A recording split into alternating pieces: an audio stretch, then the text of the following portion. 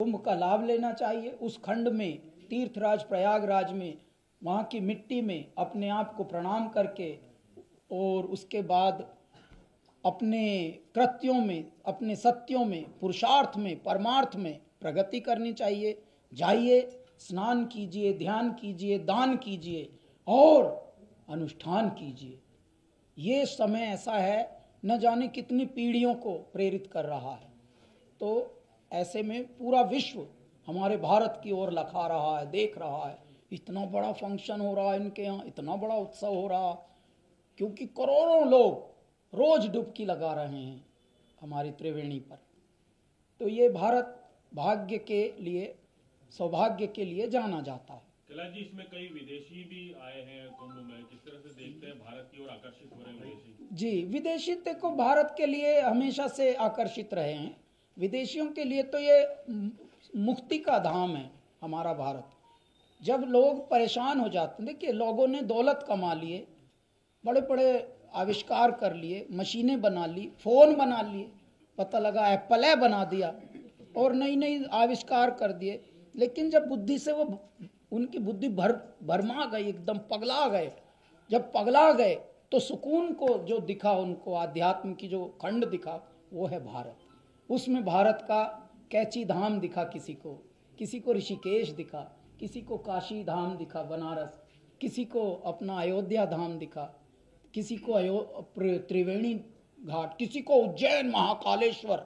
तो यहाँ आते हैं, पूरा विश्व आता है और ये पूरे विश्व का सुकून और शांति का धाम है। आध्यात्म के लिए मेरे भारत के अलावा कहीं और मुक्ति किसी को है ही नहीं। दुनिया में आप जो मर्जी कर लो, जो मर्जी अचीव कर लो, लेकिन आना तो भारत में ही पड़ेगा अगर सुकून और ध्यान और यहाँ पे आध्यात्म का थोड़ा भी करना है कुछ खोज। तो ये भारत ही एक अवेकन धरती है, जो जागरूक तो है ही, जो अवलोकित तो है ही, लेकिन दूसरों को भी अवलोकित करता है। अभी भी कितने लोग, देखिए एक एप्पल टीवी या एप्पल क्या ये फ़ोन, इसके जो आविष्कारक थे साहब, उनके परिवार आया हुआ है, अब वो वहीं बैठे हैं। हमारे परम हृदय के निकट हैं आचार्य महामंडलेश्वर निरंजनी अखाड़ा, वो उनकी शिष्या बन गई हैं, उनसे दीक्षा भी ले ली। कैलाशानंद जी, कैलाशानंद गिरी हैं, निरंजनी अखाड़ा के आचार्य महामंडलेश्वर, दीक्षा भी ले ली और वहीं हैं, उनके आश्रम में रह रही, वहीं स्नान चल रहा है उनकी जो। तो इस तरह से बड़े बड़े विदेशों से लोग आ रहे हैं, बड़े बड़े परिवार आ रहे हैं। अच्छा, ऐसे में बड़ा बड़ा कुछ होता नहीं, क्योंकि परमपिता परमेश्वर के समक्ष कुछ बड़ा होता ही नहीं। तो इसलिए हम सब तो क्षण भंगुर हैं और सब आ रहे हैं भगवान को नतमस्तक होने और परमेश्वर को प्रणाम करने। तो जी, दरअसल भक्ति गीतों का अब क्या हुआ है कि देखिए साहब, गई गई को जान दे, रही रही को थाम। पहले जैसी चीज़ें चल रही थी, तो अब थोड़ा समझना पड़ेगा। अब जीवन को ऐसे जीना पड़ेगा जो सार्थक हो, जो एक भी बात निरर्थक ना हो, क्योंकि निरर्थक तो हम ऐसे भी जीते ही हैं। तो क्यों ना हम अपने जीवन को अर्पण कर दें, और ऐसा अर्पण कर दें कि पूर्ण समर्पण हो, दिखावा ना हो, ड्रामा ना हो। क्योंकि भगवान को देखिए, भगवान को बनावटी बातें पसंद नहीं है। ईश्वर को तो नित्य कर्म भक्त है प्यारा। यदि आप पुरुषार्थ करें तो सच में करें, हृदय से करें, और वो दिखता है, क्योंकि आपके कृत्य और आपके सत्य परिलक्षित होते हैं आपके व्यक्तित्व से। आपके हर काम से पता लग जाएगा कि भैया बन रहे हैं या हैं। बनती नहर है, होती नदी है। तो आप जब अपने में होते हैं तो नदी के वेग में होते हैं, जो नेचुरल होंगे। तो इस प्रकार से यदि आप आध्यात्मिक सार समझ जाएंगे जीवन का, तो फिर संगीत भी समझ जाएंगे। इसलिए हम समझ गए कि बाकी सब जो है वो थोड़ी देर का है।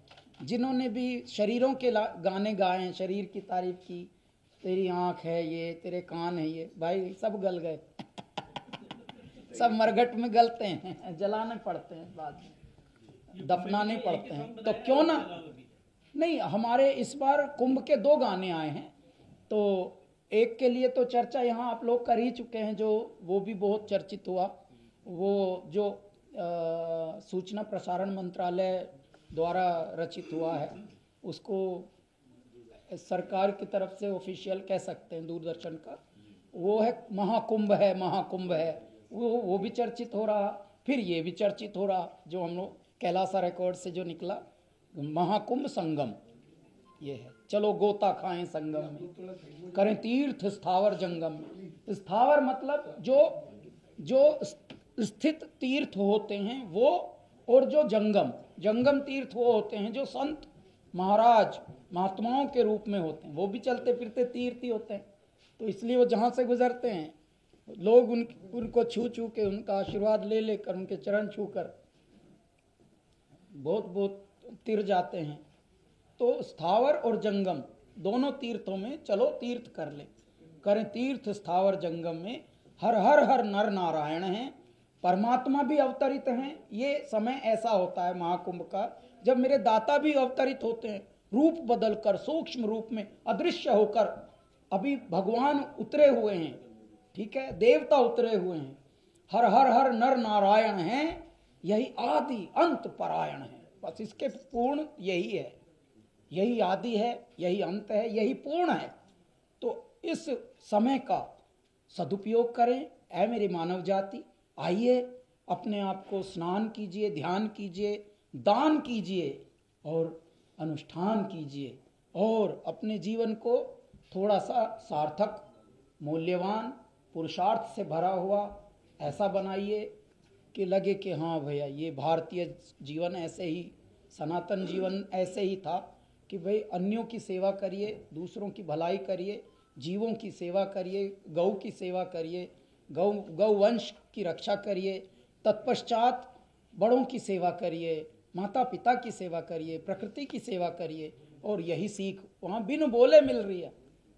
जितने भी संत अखाड़े हैं वो यही कह रहे हैं, बस सबसे बड़ा सेवा जीवन जीने का तरीका यही है कि बस सेवा करो।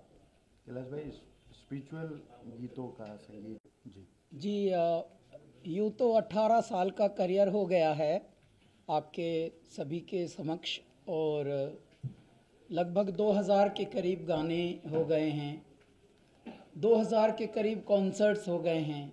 अभी भी हम कॉन्सर्ट्स करने जा रहे हैं डोंडाइच महाराष्ट्र में, धूलिया में, बाई रोड जाएंगे यहाँ से। और ये समाचार इसलिए शेयर करने में और अच्छा लगता है कि जहाँ अपने मन के लोग रहते हों। ये जो धानी है, संस्कार धानी धरती, इंदौर की धरती, ये पूरा मध्य प्रदेश, ये कल्चरल इसको स्टेट कहता हूँ मैं, संस्कृति से भीगा हुआ है। तो यहाँ की पत्रकारिता, यहाँ की मानवता, यहाँ की संस्कारिता ये बहुत अलग से दिखती है। तो ये बहुत हाईलाइट दिखती है मनुष्य के अंदर।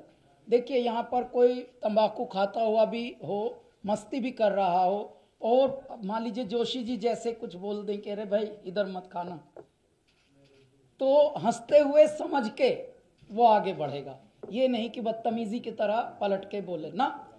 तो ये जो एक दूसरे को समझने का तरीका है, जीवन के मूल्यों को समझने का तरीका है, ये वाली धरती है जहाँ पर आज हम बता रहे हैं कि महाकुंभ संगम।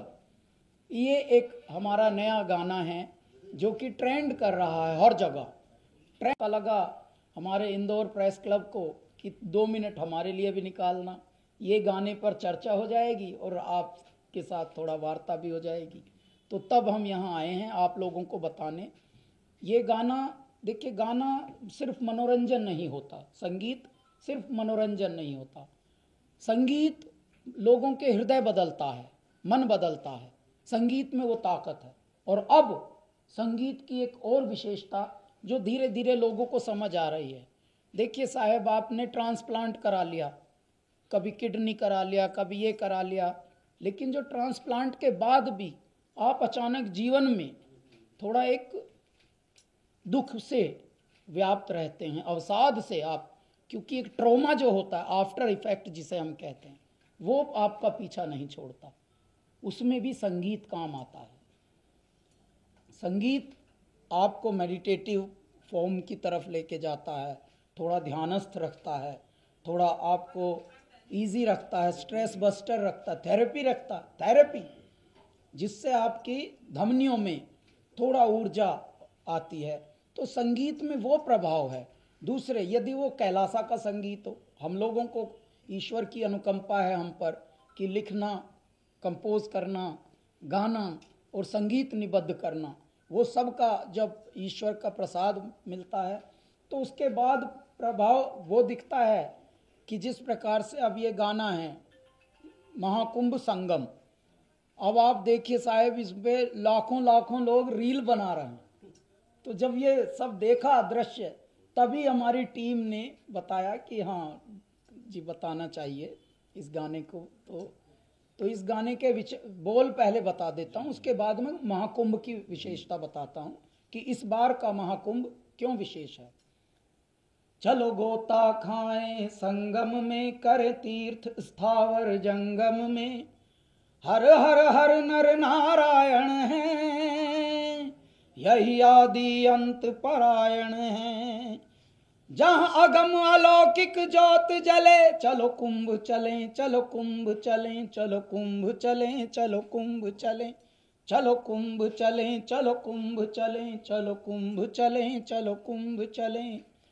अंजुलि में भर कर इस जल को हम अमृत से भर जाएंगे, है धार धार उद्धार लिए हम पल भर में तर जाएंगे, लिए मन में पावन भक्ति चलें, चलो कुंभ चलें, चलो कुंभ चलें, चलो कुंभ चलें, चलो कुंभ चलें। तो ये जो कुंभ चलें की एक बारंबारता है, मान लीजिए इसकी पुकार है कि चराय वेती एकला चलो रे, और तुरिया तुरिया जा, तुरिया तुरिया जा। तो ये जो जितने भी संत वाणी हैं, हमारे बड़े बड़े संत जितने भी हुए हैं, उनका भी यही हुआ है कि चलते चलो, चलते चलो। अच्छा, अब क्योंकि ये तो महाकुंभ की यात्रा है, महाकुंभ की यात्रा विशेष इसलिए है क्योंकि जब हमारे विशेष ग्रह अपनी विशेष स्थिति पर होते हैं, सूर्य अपनी एक मकर राशि में प्रवेश करते हैं और हमारे और भी ग्रह अपनी अपनी एक ऐसी विशेष स्थिति पर आते हैं, तो तब जो ऊर्जा संचारित होती है पृथ्वीलोक के लिए, पूरे ब्रह्मांड के लिए, वो न केवल शरीर के लिए, न केवल स्वास्थ्य के लिए, परंतु हमारे मन, बुद्धि और आत्मा तीनों को संतुलित करने के लिए वो ऊर्जा बहती है। उस ऊर्जा में रहकर यदि आप स्नान करते हैं तो जल भी संचारित होता है, जिसे हम चार्ज कहते हैं। यानी गंगा जी भी चार्ज हैं, जमुना जी भी चार्ज हैं, उसमें डुबकी लगाने मात्र से आप चार्ज हो जाते हैं। ये जो पाप से मुक्ति, हमारे यहाँ का जो बिलीफ सिस्टम है हमारे सनातन का, ये पाप से मुक्ति का मतलब ही ये है, जब आप तन मन और बुद्धि आत्मा से शुद्ध हो जाते हैं, अलाइन हो जाते हैं, तो आप शांत हो जाते हैं, आपका मन एकदम एकाग्र हो जाता है। और एकाग्र जब होता है तब थोड़ी आप पाप करेंगे, तब आप पुण्य ही करेंगे। तो इसलिए आपके मन को बदलने के लिए परमात्मा की ऐसी ऊर्जा संचारित होती है कि आप इतने पावन जब अवसर आता है तो उस पे इकट्ठे होकर स्नान करते हैं, ध्यान करते हैं और अनुष्ठान करते हैं, दान करते हैं। कितने लोग दान भी करते हैं, और यही हमारी परंपरा, यही हमारी संस्कृति है।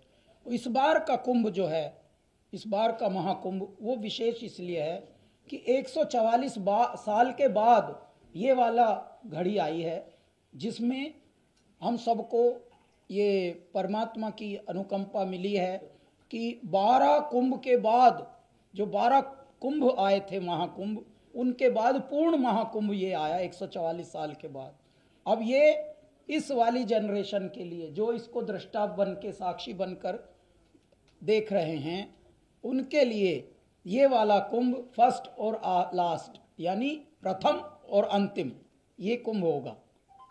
144 साल तो अपने यहाँ कोई कहाँ जीता है भौतिक युग में, तो ये इसलिए विशेष है ये वाला महाकुंभ। तो